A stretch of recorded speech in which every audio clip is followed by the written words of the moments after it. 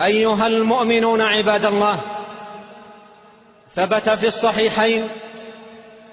من حديث أم المؤمنين عائشة رضي الله عنها أن النبي صلى الله عليه وسلم قال: 5 فواسق يقتلن في الحل والحرم: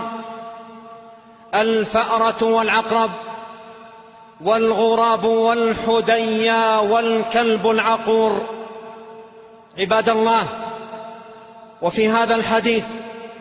إطلاق الفسق على هذه الحيوانات، لأنها تخرج على الناس بالأذى والإضرار والعدوان، ولهذا حل قتلها لأنها فاسقة،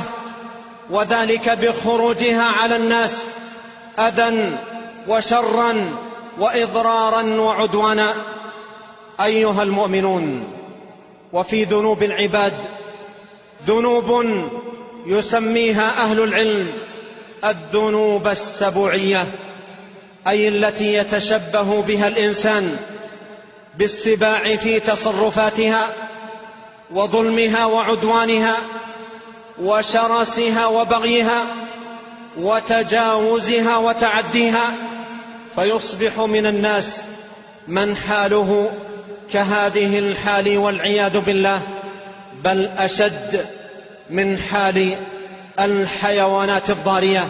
والسباع المفترسة المهلكة.